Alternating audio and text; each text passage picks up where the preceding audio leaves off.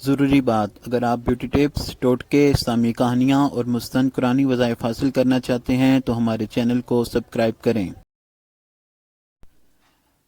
اللہ تعالیٰ کا ارشاد ہے، ترجمہ کنز العرفان۔ صالح نے فرمایا، اے میری قوم، اللہ کی عبادت کرو، اس کے سوا تمہارا کوئی معبود نہیں۔ بے شک تمہارے پاس تمہارے رب کی طرف سے روشن نشانی آ گئی۔ تمہارے لیے نشانی کے طور پر اللہ کی یہ اونٹنی ہے، تو تم اسے چھوڑو تاکہ اللہ کی زمین میں کھائے، اور اسے برائی کے ساتھ ہاتھ نہ لگاؤ، ورنہ تمہیں دردناک عذاب پکڑ لے گا۔ قوم سمود کون تھے؟ سمود عرب کا ایک قبیلہ تھا۔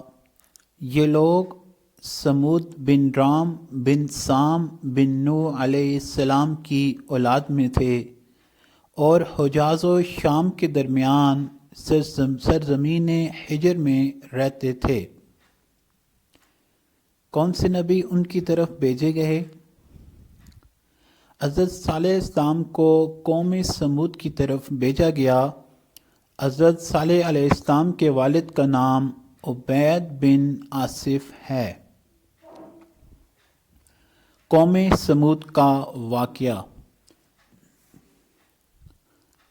جب اللہ تعالیٰ نے حضرت صالح علیہ السلام کو ان کی طرف بھیجا تو حضرت صالح علیہ السلام نے ان کو اللہ تعالیٰ کو ایک ماننے، اس کے ساتھ شریک نہ ٹھہرانے اور صرف اسی کی عبادت کرنے کا حکم دیا۔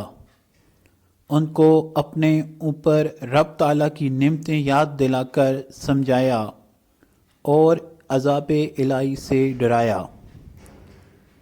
قوم کا معجزہ کو طلب کرنا۔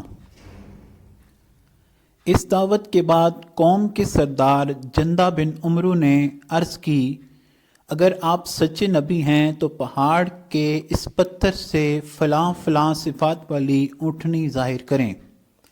آپ نے دعا مانگی، سب کے سامنے پتھر پھٹا اور صفات مخصوصہ والی اونٹنی نمودار ہوئی، اور پیدا ہوتے ہی اپنے برابر بچہ جنا۔ معجزہ دیکھ کر کون ایمان لایا؟ یہ معجزہ دیکھ کر جندہ تو اپنے خاص لوگوں کے ساتھ ایمان لے آیا، جبکہ باقی لوگ اپنے وعدے سے پھر گئے اور کفر پر قائم رہے۔